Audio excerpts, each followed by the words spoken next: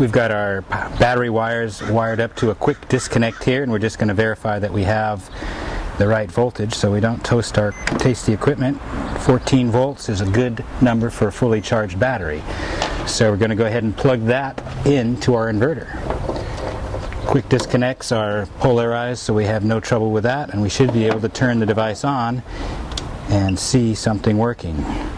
There we have our readouts. Now we should be able to plug something in and get it to work. Let's try a drill.